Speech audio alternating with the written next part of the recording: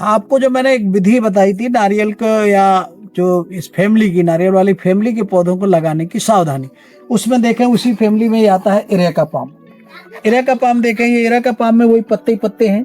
अगर आप बहुत नीचे जैसे इनको आप जब भी सूख जाए, जब इनको हटाएं इस प्रकार से, ये देखो अब तना बन गया है, तो अब इससे सुरक्षित पौधे हो गए हैं।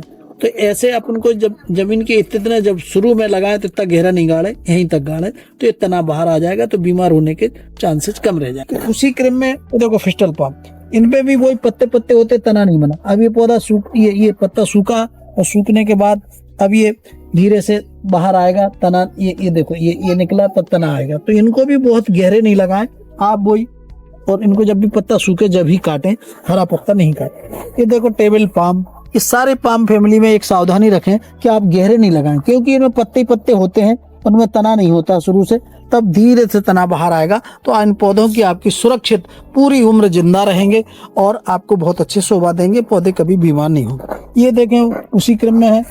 तो ये बॉटल पाम बिल्कुल अभी कोई तना नहीं है, इसके बाद इसका इतना विशाल तना होता है, बहुत चिकना चिकना बहुत बड़ा हो जाता है।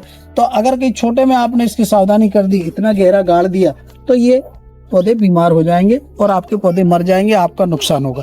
आप हमेशा इतना ही लगाएं जितना ये थैली में लगाएं। ये देखो ये तना अब तना बनते बनते आ रहा है, ये पौधा पत्ता सूखता जाएगा, तना बनते जाएगा। जब तना बन के आ जाएगा, फिर इनकी काफी उम्र हो जाती है, बाद में फिर कोई मेंटेनेंस नहीं रह जाता है, बीमार भी नहीं होते हैं, और काफी उम्र आपके चलते हैं और आपके बगीचे को सुंदर करेंगे। ये सारे पौधों को आप चाहें तो इस प्रकार की सावधानी करेंगे तो बहुत अच्छे लगेंगे और आपको होगा। धन्यवाद।